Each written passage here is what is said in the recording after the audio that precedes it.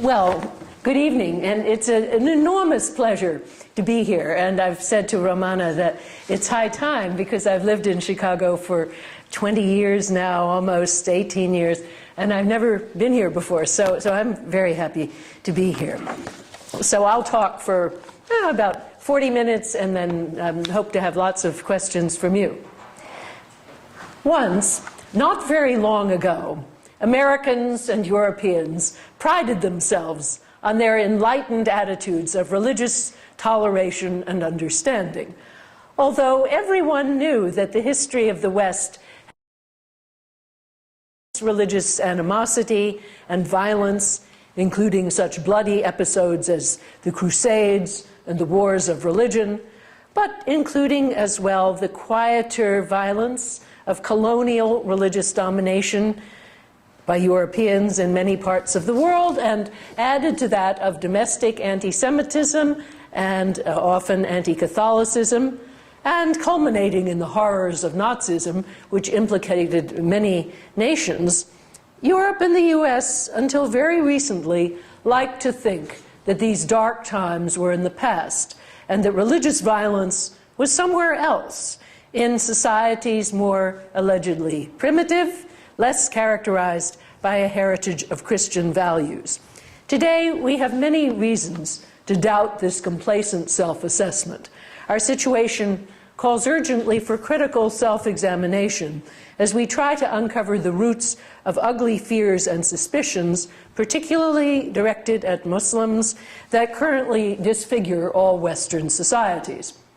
In April 2011, a law took effect in France according to which it is illegal to cover the face in any public space, from parks to marketplaces to shops. Although the law does not mention words such as women, Muslim, burqa, niqab, or even veil, it was introduced by President Sarkozy as a ban on Muslim covering, which, according to him, imprisons women and threatens French values of dignity and equality. Numerous other nations in Europe are considering similar bans. Meanwhile, many communities in Europe have even imposed restrictions on the headscarf. In France, girls may not wear the headscarf in schools. Kosovo, with its large Muslim population, has imposed a similar rule. In parts of Germany, Holland, Spain, and Belgium, the headscarf may not be worn by public employees, including school teachers on the job, even though nuns and priests are permitted to teach in full habit. In Switzerland, after a campaign designed to appeal to fears of a Muslim takeover, a popular referendum supported by 57% of the population banned the construction of minarets associated with mosques, despite the fact that out of the 150 mosques in Switzerland, only 4 actually have minarets. So the issue was clearly purely symbolic. Another thing that, of course, is much more famous is the terror that struck Northern Europe in July 2011. Norwegian zealot Anders Behring Breivik murdered approximately 76 people in 2 attacks, bombing government buildings in Oslo and shooting young representatives of the Labour Party who had gathered on the island of Utøya for a youth camp. Journalists the world around immediately said, oh, Muslim radicals must be responsible. But of course then they found that Breivik was actually an anti-Muslim radical. He released a 1,500-page manifesto in which he outlined a theory supporting his actions based on the idea that Europe must conduct a new crusade against the scourge of Islamicization. He evidently has ties with a variety of anti-Islamic groups and blogs in the US. In the US, things are a little bit better. There are no bans on the burqa or the headscarf that have been proposed, but there are problems in private employment. Imane Boudlal, a female Disneyland employee from Morocco, is suing Disney for the right to wear her headscarf in her job as a hostess at Disneyland's Grand Californian Hotel. She was told she couldn't wear it because it wasn't the Disney look, and that if she wanted to wear it, she'd have to take a job out of sight of customers. And then, of course, there are fights over zoning. Several communities have refused on flimsy grounds to grant zoning permits to mosques, including our suburb of DuPage County. Another issue giving rise to controversy in the U.S. is the issue of whether Sharia would somehow be applied in the U.S. In Oklahoma, an amendment to the state constitution, which passed with nearly 70% of the vote, provides that Oklahoma courts may draw on U.S. federal law, common law, and, quote, if necessary, the laws of another state, meaning U.S. state, not country, but may not, quote, look to the legal precepts of other nations or cultures, international law, or Sharia law. The law's primary architect, Rex Duncan, said this is a war for the survival of America. It's a cultural war.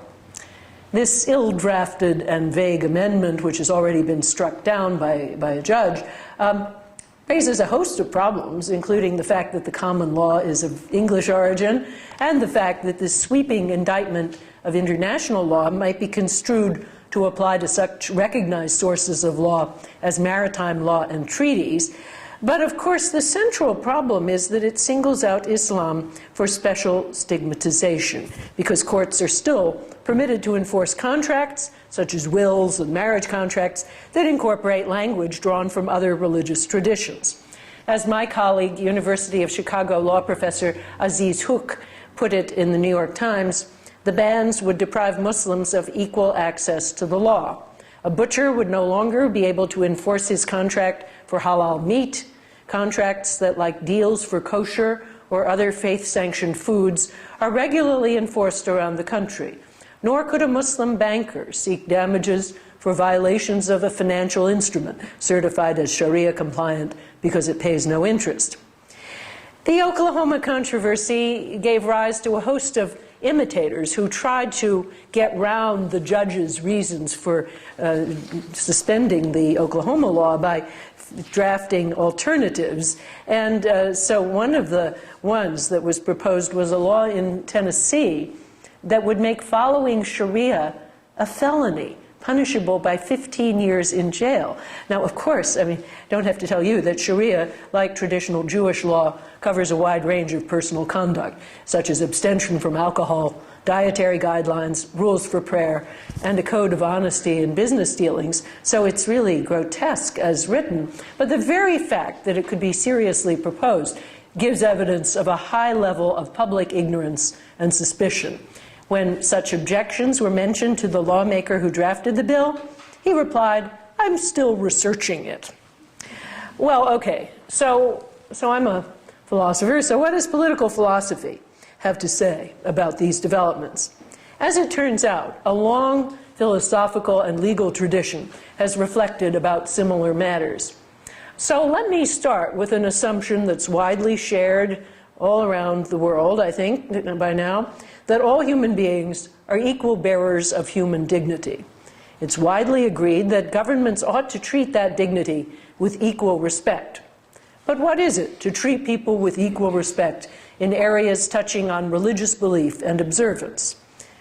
We now add a further premise that the faculty with which people search for life's ultimate meaning, which is often called conscience in this tradition, is a very important part of people, closely related to their dignity.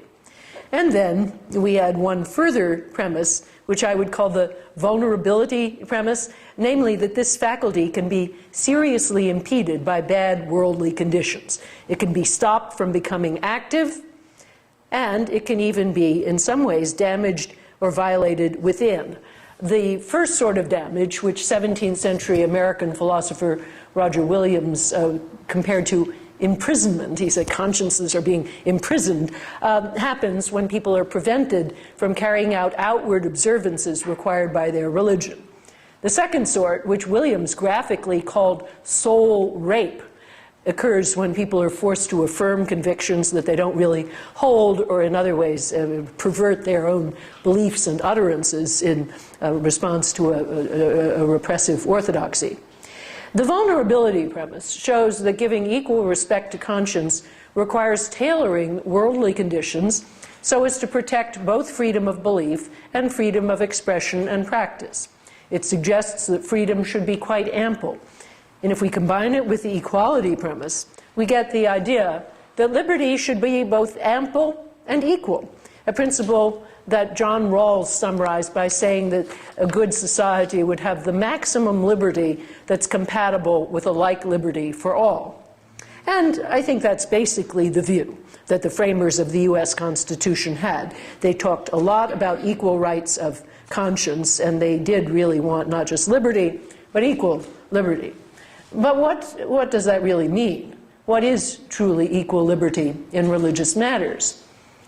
The philosophical architects of the Anglo-American legal tradition that I'm talking about could easily see that when peace or safety are at stake, or the rights of other people, some reasonable restrictions might be imposed on what people do in the name of religion, and that such restrictions, supported by urgent public interests, might still be compatible with respect for equal liberty.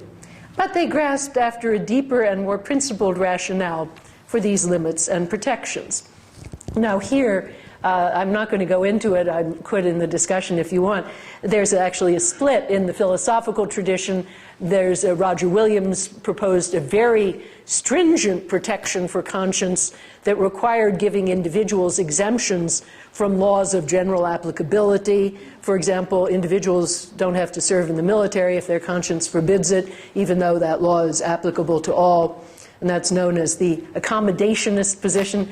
John Locke proposed a much weaker regime, but not all that much weaker, according to which if the laws are not persecutory, if they really give the same to all, then they're okay, even though some people might find them inconvenient. And his example was that there was a law in England in the 17th century that made it illegal to speak Latin in a church, but it was still legal to speak Latin in schools and universities. And he said, this is persecutory. Another example he gave was a law that made it illegal to immerse yourself in water for the sake of baptism, but allowed it to remain legal to immerse yourself in water for swimming or health or any other thing. And so since that is the current legal standard in the US, I'm going to focus on that because I think that actually all the restrictions on Muslim covering violate that weaker principle, so I'm going to focus on it. Now, a modern Lockean case,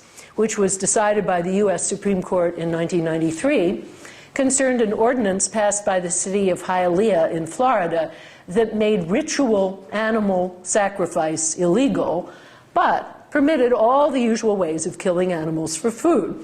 And the court, and Justice Scalia wrote the leading opinion here, said that it was a deliberate form of persecution directed at Santeria worshippers.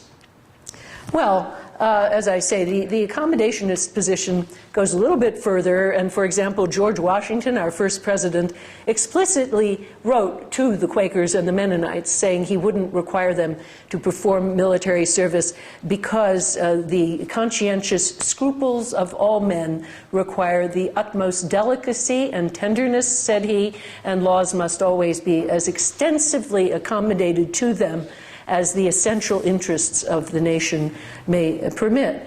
There are many cases where that principle has been implemented in American law. But in any case, I want to now turn to the recent European cases involving the ban on the burqa. I'll just take that example because I think that the points we make there can be easily applied to other cases. And I think what I'll be able to show is that they fail to pass even the weaker Lockean test, that is, they're persecutory and unfair in a rather obvious way. And so what I'm now going to argue is that the 5 most prominent arguments used to support the ban of the burqa are made inconsistently, rather like the Hialeah law, in ways that tacitly favor majority practices and burden minority practices. So they're clearly not compatible with a regime of equal liberty. Indeed, all, we might say to the Christians, are cases of seeing the mote in your own eye. You know, in the Sermon on the Mount, Jesus says you shouldn't see the mote in your brother's eye while failing to notice the large plank that's in your own eye. Well, that's, all of them are cases of this. So let's look at each argument in turn, asking whether it really does treat everyone with equal respect. Well, first is, you always hear it, an argument from security. It holds that security requires people to show their face when appearing in public places. A second closely related argument, which I'll treat together with it, says that the kind of reciprocity and transparency proper to relations among citizens requires revealing the face. Now, what's wrong with both of these arguments is that they are applied inconsistently. It gets very cold in Chicago, as indeed in many parts of Europe, and of course we walk along the streets, hats pulled down over ears and brows, scarves wound tightly over noses and mouths. No problem of either transparency or security between citizens is thought to exist, nor are we forbidden to enter public buildings or even banks so insulated. Moreover, many beloved and trusted professionals cover their faces all year round. Surgeons, dentists, American football players, skiers, and skaters. And of course, skaters typically have only just this little slit for the eyes. So my endodontist, that is the guy who performs that dread operation known as the root canal, has not only the face mask that all dentists wear, but because he needs a very accurate view of a very small space, he has, in addition, a special eyeglass that magnifies from his point of view, but from mine makes it totally impossible to see his eyes at all. So he's the most covered of all. It's, of course, something that people want, because they want that procedure to be performed correctly. So in general, what inspires fear and mistrust in Europe, and to some extent in the US, is not covering per se, but Muslim covering. But it will be said, we're living in an era of terrorism. And in the war against terror, it's legitimate to suspect women wearing the burqa. Now, I think that's, of course, you could talk about it differently if you were talking about a place in which a lot of people wore the burqa. But to have that view in the US and Europe seems extremely odd. All I can say is that if I were a terrorist in the US or Europe, and if I were not stupid, the last thing I would wear would be a burqa, since that's a way of dressing that attracts attention. Criminals usually want not to attract suspicious attention, and if they're intelligent, they succeed. And so I think if I wanted to cover a weapon or whatever, I would dress the way I, in fact, do in the winter, that long down coat that's hanging up out there, hat down over the eyes, extra hood over the hat for insulation, Indian shawl around my nose and mouth, and big sunglasses. And that would give me plenty of room to hide what I wanted to hide. In the summer, you could have a similar analog, a bulky caftan, a nice big Louis Vuitton handbag that would look like you're rich and not a terrorist. So those are the things a smart terrorist would do. So what to do about the threat that all bulky and non-revealing clothing creates? Airline security does a lot with metal detectors, body imaging, and pat-downs, and so on. I think that often there are violations of courtesy in this, and one system that I like is at work in India, where all passengers get a full manual search, but in a curtained booth by a member of the same sex who's trained to be respectful. So there are many things you can do. Stores or other organizations who feel that bulky clothing is a threat, whether of shoplifting or terrorism or both, could institute a non-discriminatory rule. For example, they could ban floor-length coats. They could even have a body scanner at the door. But they don't, because presumably they prefer customer friendliness to the extra margin of safety. But what I want to establish is the invidious discrimination inherent in the belief that the burqa poses a unique security risk. Reasonable security policies applied to similar cases similarly seem perfectly fine. A reasonable demand, I think, would be that a Muslim woman have a full-face photo on her driver's license or passport. There have been court cases testing that, but a lot of Islamic scholars feel that that is fine with suitable protection for modesty during the photographic session. However, we're also living at a time where the facial identification is quickly going out because it's actually a very bad form of identification, and fingerprint and eye recognition software are rapidly coming in. So pretty soon we won't need these ridiculous photos which don't look like us at all anyway. Now some people argue that even if a burqa ban would be both over-inclusive, that is, it would ban a lot of harmless dress, and under-inclusive, it would fail to ban lots of clothing that terrorists might actually use, still, it's a good rough proxy for what's really dangerous, and that's okay. Now, I think we should certainly debate the empirics here, but more important, we really want to talk about the principle here. We're contemplating not just extra searches, we're contemplating a full ban in all public space on something that some people think religiously required. So in the context of such a severe burden, the fact that the proposed ban is both over-inclusive and under-inclusive for security purposes is highly relevant. So let's think of a relevant parallel. Chicago's short-lived gang congregation ordinance, which prohibited so-called criminal street gang members from loitering in public space, and loitering was defined as being there without apparent purpose. So if a person in a place without apparent purpose, however you would judge that, was thought to be a gang member, the police can order both that person and other people who are in that person's company to disperse, and if they don't obey right away, they can be jailed and fined. Well, how do they recognize these putative gang members? By the color of their clothing. The case that went to the Supreme Court, Jesus Morales was wearing blue and black, which happened to be the color of a particular gang. But of course, a lot of people wear blue and black. So the Supreme Court declared the law unconstitutional on due process grounds, saying it was both impermissibly vague and an arbitrary restriction of personal liberty. So notice that it's both over and under inclusive in the same way that the ban on the burqa is. It bans a lot of harmless conduct, people wearing blue and black, and it fails to target a lot of harmful conduct, that is, gang members hanging out without wearing their gang colors. Now, then, you know, what the vagueness means is that it's used in a discriminatory and persecutory way.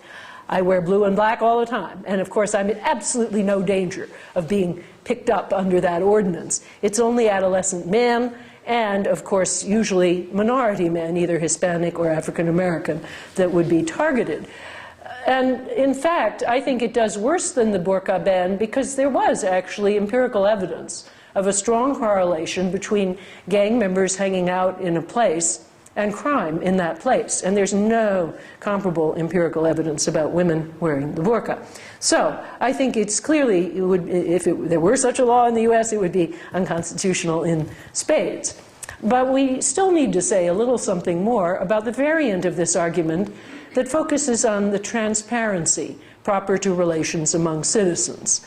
Now, I think there are several things that can be added at this point. One is that, I mean, it's not only that we do in the winter make a lot of contact with one another while the face is covered, but the second thing to mention is that in many cultures there's a long-standing tradition of holding that eyes are the windows of the soul, and that people do contact one another as individual to individual, above all through the eyes. So that, I think, is something one must ponder.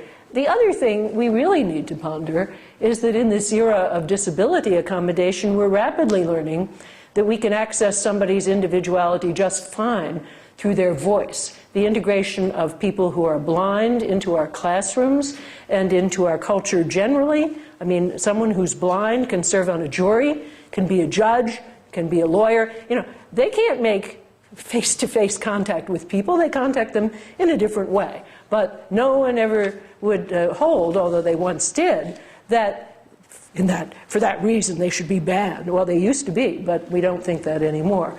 So now, if we have difficulty making personal contact with a student who's blind or something, we think it's our fault, not the fault of the person who's blind, and we try to do our job better. A third argument, which I think is perhaps the most prominent today, says that the burqa is a symbol of male domination that symbolizes the objectification of women. That is, it encourages people to think of and treat women as mere objects. A Catalonian legislator, for example, recently said the burqa is a degrading prison. Well, the first thing I think we should say is that the people who talk this way typically have not studied Islam, and they don't know much about what symbolizes what in that religion. But the more glaring flaw in the argument is that modern society is full of all kinds of practices that treat women as objects. Sex magazines, pornography, nude photos, transparent or revealing clothing, all of these things. And when I, as a feminist, wrote an article about objectification some 20 years ago, that's what I was talking about. You know, all of these things arguably treat women as commodities for male consumption, as do so many aspects of our media culture. And what about plastic surgery? Every time I undress in the locker room of my gym, I see women whose bodies are full of the scars of tummy tucks, liposuction, and breast implants and so on. And a lot of that is done not for one's own enjoyment, but to market yourself as an object for male consumption. If the proposal were to ban all practices concerning which feminist experts had concluded that they objectify women, the proposal would at least be consistent, although I think few, and no feminist that I know today, would endorse such a sweeping restriction of liberty or the authority it would vest in a group of alleged experts. But of course, it's not made consistently. Proponents of the ban on the burqa don't propose to even scrutinize all these other objectifying practices, or even to make an argument that the burqa is among the objectifying practices. In fact, they often happily participate in their own form of objectification. So, once again, they're utterly inconsistent, betraying a fear of the different that is itself discriminatory and unworthy of a liberal democracy. Of course, things that are illegal, things that are legal, can still be debated, and you can still disapprove of somebody else's practices, and people do all the time, and they argue and they debate. And so I'm not saying that you couldn't disapprove, but law requires a more stringent standard. In terms of personal attitudes, I do think that people ought to learn something before they opine, and that in general, Americans are much too ready to offer their own opinion on the intimate aspects of people's lives, whether it's their pregnancy or their children or their clothing. So I think one should exercise more restraint, even with informal criticism. A fourth argument holds that women wear the burqa only because they're coerced. Now, I think it's a very implausible argument to make across the board, and it's typically made by people who have not investigated the circumstances of particular women. What should we say, though? I think we should say that all forms of violence and coercion in the home are illegal already, and laws against domestic violence and abuse should be enforced much more zealously than they are. Do the arguers really believe that domestic violence is a peculiarly Muslim problem?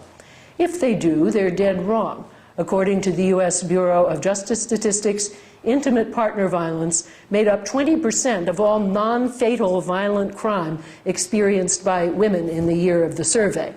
The National Violence Against Women Survey, which they cite, reports as well that 52% of surveyed women said they were physically assaulted as a child by an adult caretaker and/or as an adult by any type of perpetrator.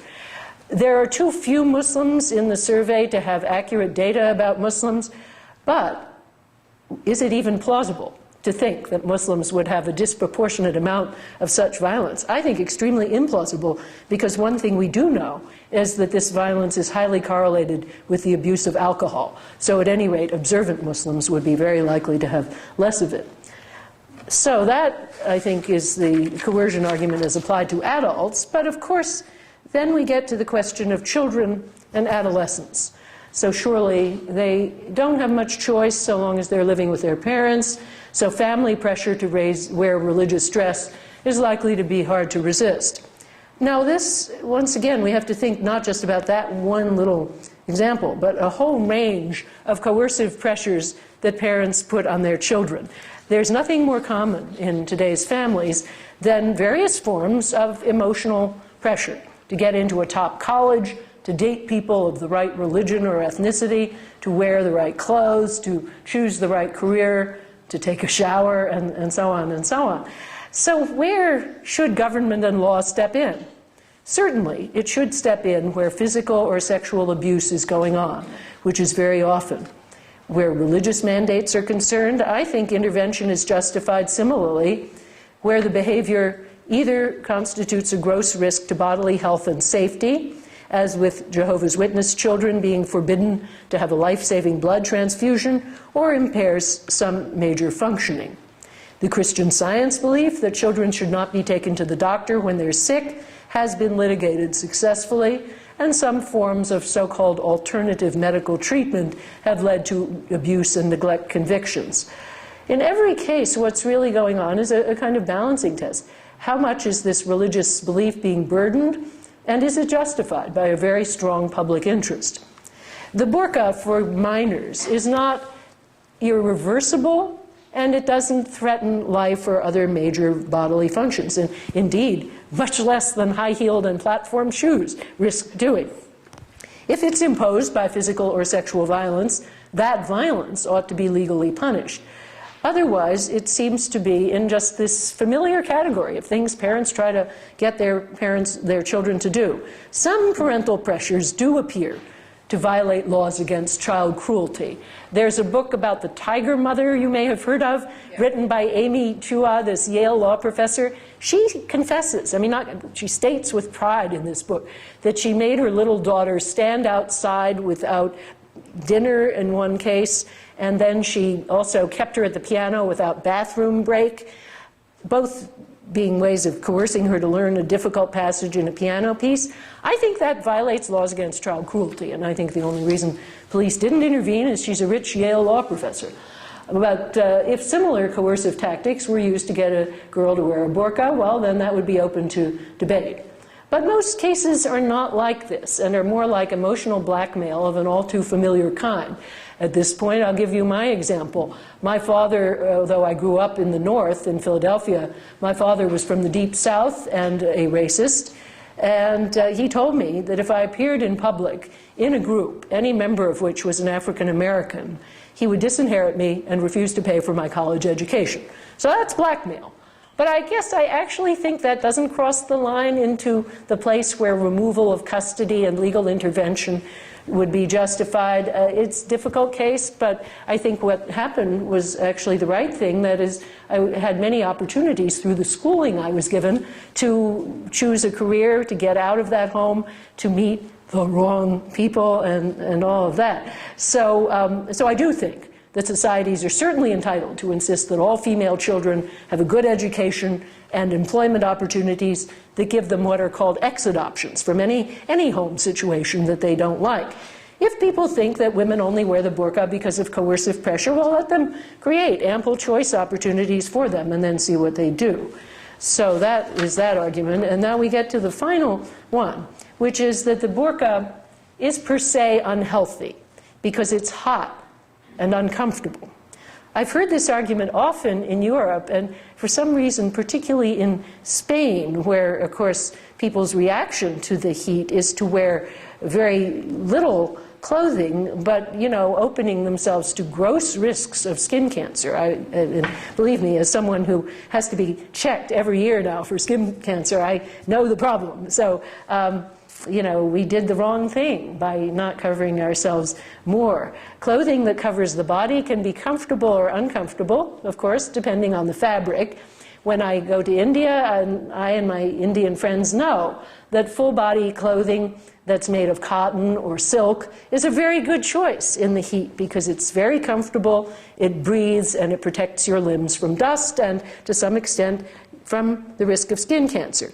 But the point is that these people haven't really thought seriously about this question, but more pointedly, would the person really seek to ban all uncomfortable and possibly unhealthy female clothing? If so, then they really would have to begin with high heels and platform shoes, nice though they are, and I love them and I wear them, but of course they're a majority preference, so they draw no ire.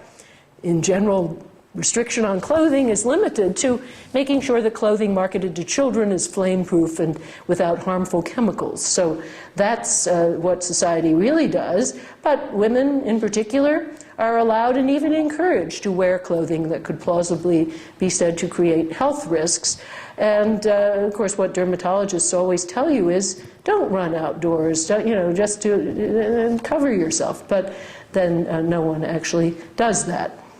So all 5 arguments are discriminatory in exactly the way that Locke was talking about and the Hialeah case demonstrates. We don't even need to reach the delicate issue of religious accommodation to see that they're unacceptable in a society committed to equal liberty.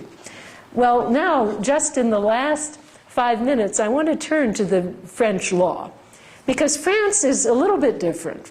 France has a special principle that religion per se should not leave its mark on the public square. So there's this very strongly enforced idea of total separation of church and state, which is used as the reason why they're adopting the policies they adopt. But now, let's look at them. The school rule governing the headscarf for Muslims and the yarmulke for Jews are banned, along with large Christian crosses. But of course, it's a totally unequal burden, because no Christian is required to wear any cross, much less a large cross, and the other items are regarded as religiously central for at least some practitioners. So there is discrimination inherent in the French apparent equality. I think even if it were practiced in an even-handed way, it would probably not give enough space for liberty. But I'll come back to that in discussion if you want to talk about that. But now I want to turn to the language of the burqa ban to see whether there's a kind of discrimination inherent in that. And it's a much more tricky issue. So this is what the law says. It prohibits wearing attire designed to hide the face, porter une tenue destinée à dissimuler son visage. And then there's a long list of exceptions, and I'm just going to read it in English. The prohibition described in Article 1 does not apply if the attire is prescribed or authorized by legislative or regulatory dispensation, if it's justified for reasons of health or professional motives, or if it is adopted in the context of athletic practices, festivals, or artistic or traditional performances, manifestation. Now, notice what that list is doing. It puts on the list every occasion for covering your face in public, except the one that they really don't like, and that is the burqa. Every parallel that I've mentioned is on that list. The doctors by professional requirements, the long winter coat by health, skaters and skiers by sport, and a variety of theatrical uses of the mask by aesthetic and traditional manifestations. Now, I think that gives you a strong sense that they're being persecutory, but let's pursue that further. The French have a reply to make because they haven't exempted any religious occasion for covering the face. In the case of the school dress code, they did notice. So there was religious asymmetry, and those small crosses that Christians were allowed to wear showed favoritism to the Christian majority. But in this case, it's a little more complicated. Does the application of the ban on covering the face to, so far as we can see, all religious coverings mean that this ban, unlike the school dress code, is truly neutral?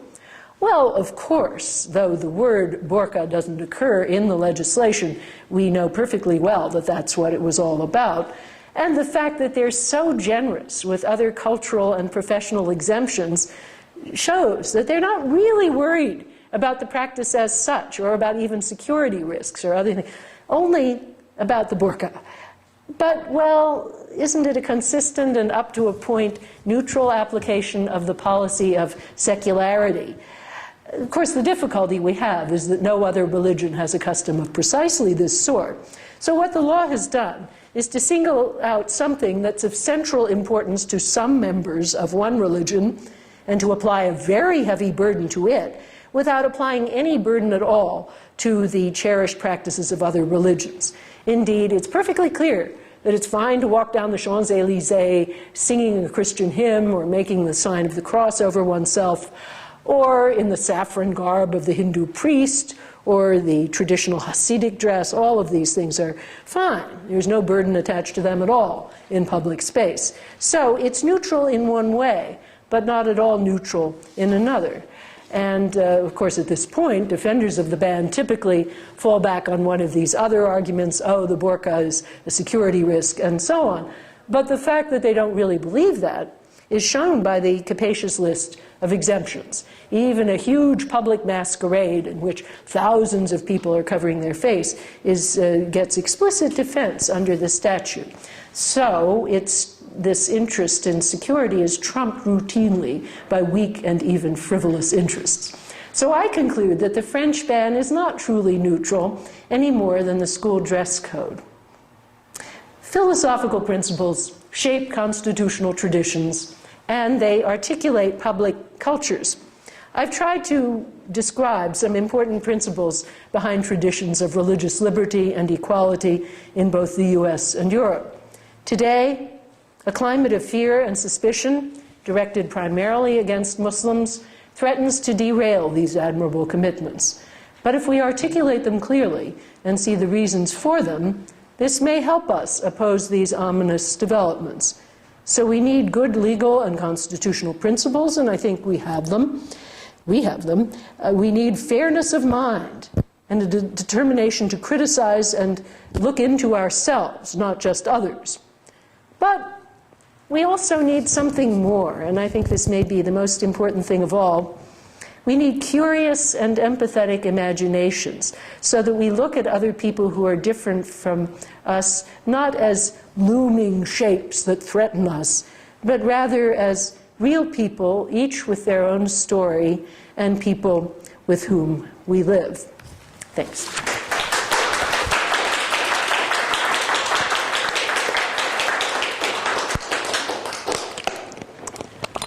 So we will open for questions now, but please keep it short, brief, to the point, and so we have time for a book signing at the end, okay? I guess I'll stay here because I think maybe I can see everyone better this way. Yeah. Okay. Do you want to call on people then? Yeah, sure, Okay. Sure. Questions? I'm just curious whether if I were an atheist in France and put on a burqa, whether what people, I mean, it would not be a religious reason, or it may be a religious reason, but, well, I can't. Anyhow, if I swim against the stream, am I then doing something illegal? Oh, it's illegal to wear it. It doesn't matter who you are. Oh, and of course, okay. they don't even mention burqa, so it's Right. illegal. Yeah. But yeah, I mean, of course, they're trying to get at the only people they think will actually do that. But if you really did, and I must say, I think it's an excellent idea to walk a mile in your brother's shoes, so to speak. I mean, just the way in which good actors who are playing a role will, or if they're playing somebody who's blind, they will live as someone who's blind. I think for us to do this is good, but not to do it in a way that's superficial. I had somebody in an audience of a talk I gave on this in Germany who said she was head of a human rights organization, and she said she had a burqa and she brought it home and put it on, and she said, you know, it was very dangerous because I tripped over things. And I wanted to say, well, yeah, the first time I put on a long evening dress, I tripped over things too, you know. But, and she was a very awkward little woman, so I thought, well, it's not too surprising. But anyway, you know, I do think that learning to see the world, and this is what the last chapter of my book is about, how can we do that? Now, we can do it in many ways. I think friendship and association is the best, but not everyone has that opportunity. But then I talk about literature for children that helps children. And I, as a young child, read, there was a whole book series that I discovered about religious minorities by a local Philadelphia author named Marguerite D'Angeli. She didn't know any Muslims, but she did have the Quakers, the Mennonites. She also had a very splendid one about African Americans. And, you know, just gave me a different life. I mean, I got to know something that in Bryn Mawr, Pennsylvania, I otherwise didn't get to know. So I think we should think, how the arts can do that. I actually, that short-lived documentary, American Muslim, that was on cable, I thought that was quite a useful one because it showed such a range of different families in the suburbs of Detroit with different attitudes to religion, different practices. And one of the storylines was a rather observant family where their daughter married an Irish Catholic man who converted to Islam. And the difficulties that his family had accepting that were really interesting to see. And at the end, they showed the wedding. And it's all real life. I mean, these are real people. And they showed this wonderful wedding at which the combination of traditional Middle Eastern dancing, and the family was from Lebanon, and the Irish dancing was so splendid. They finally become reconciled through this celebration. So I think seeing things like that is good for us all. And maybe just as when gay and lesbian people have become more visible in the media, I think attitudes have altered. Of course, Hollywood was determined to do that, and Hollywood is full of gay people, but Muslims are in shorter supply in Hollywood. But I think eventually, as more Muslims become characters in films, let's hope not just films about terrorism, that's the problem, but just on sitcoms or something, that will actually help give people a sense of the wide range of different lives. And I think in cities we do have this. The epigraph to my book, down near, I have a whole chapter on Park 51, the Islamic Community Center in Lower Manhattan, and next to it are an off-track betting parlor and 2 strip clubs. And of course, the idea that that might be disrespectful of the people who died at Ground Zero was never brought up. But it was only the Islamic Community Center that was protested. But Wall Street Journal interviewed this one stripper named Cassandra and asked her what she thought about the Islamic Community Center. And she said, when she first heard about it, she worried that the loud noise of the call to prayer might scare away her customers. But when she understood that they weren't going to do that, then she was fine with it. And she said, it's freedom of religion, So I think it's that attitude of, these are people, let's live and let live, and let preferably even get to know something about them. I mean, there are so many situations where Islamic clothing, as you pointed out, is really everyone's clothing, and other situations when it's not. I took a Islamics class at Loyola, and one winter day I came all wrapped up, and the other women said, "Oh, Eve, you're wearing hijab." And I said, "Yes, but only in winter."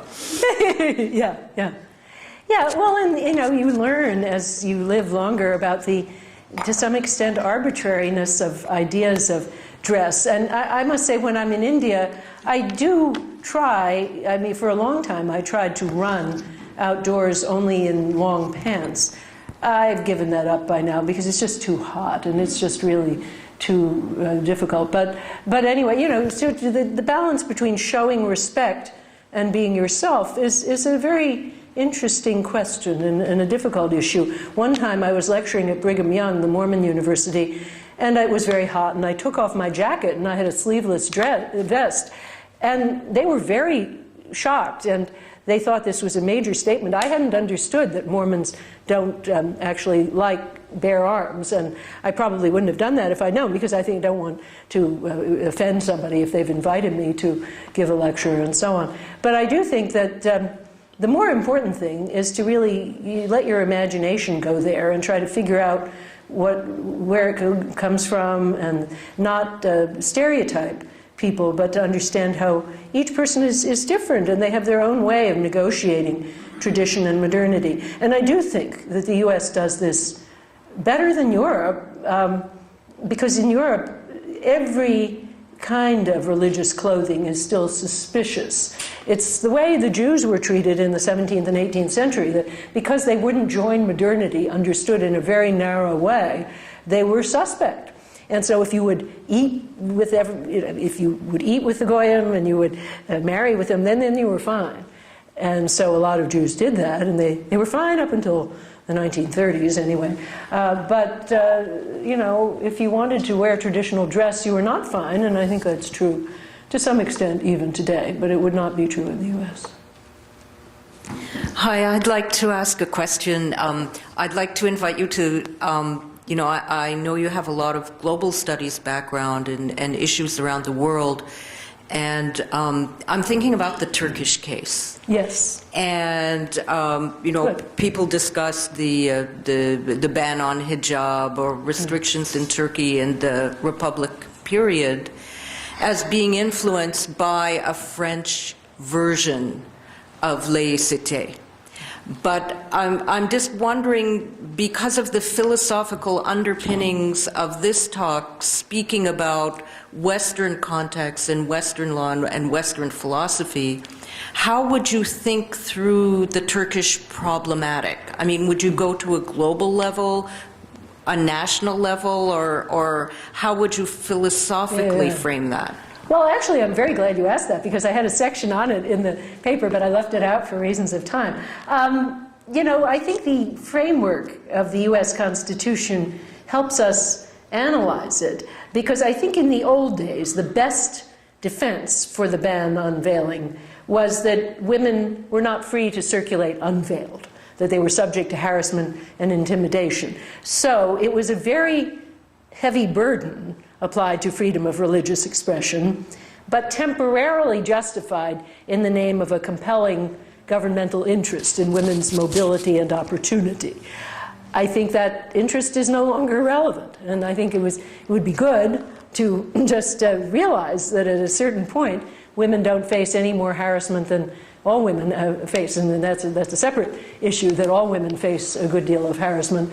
But right now, I think there's no justification for maintaining that ban and burdening religious expression that way. And of course, it's nothing like Europe. I mean, in Europe, women can walk around wearing anything they want, and they do. And so there would, you know, it's totally unlike. There's no reason that the reason that the Turks temporarily had for the ban is not a reason that's applicable to Europe or the US at all.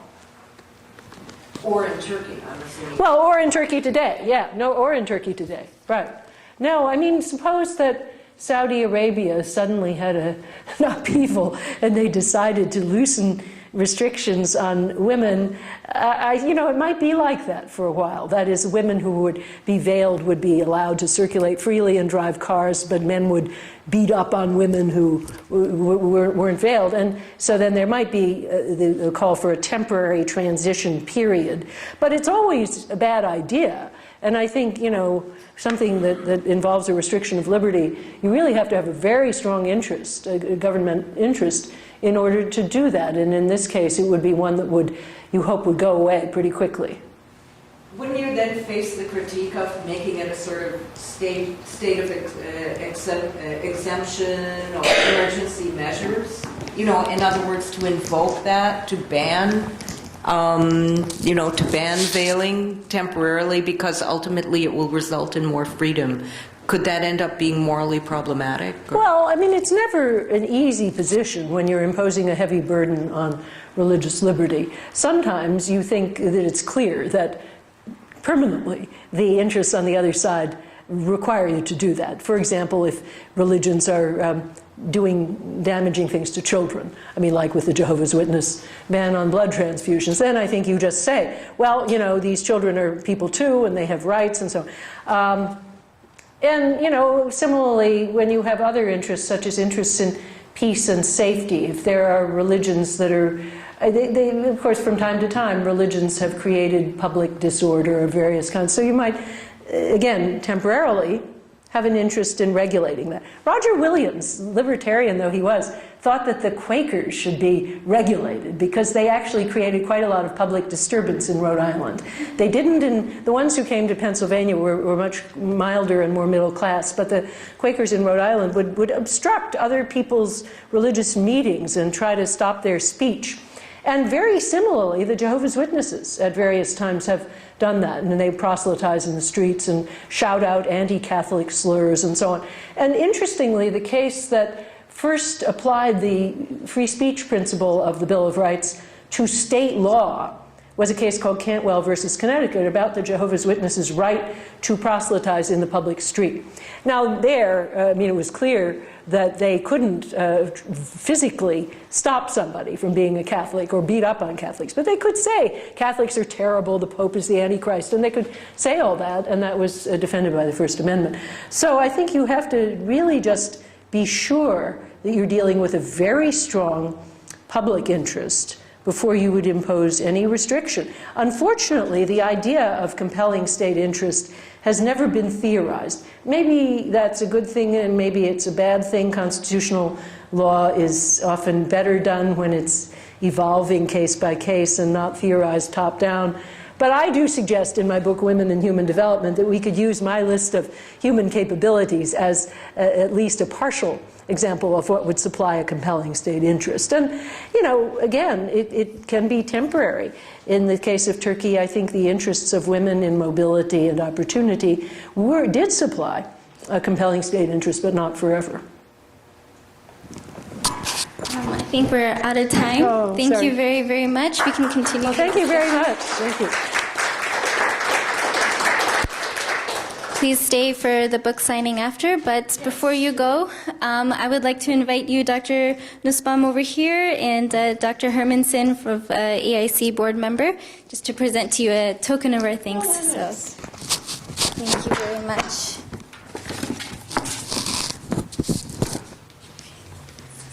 Oh, how lovely. Thank you so much. Thank you so much for coming.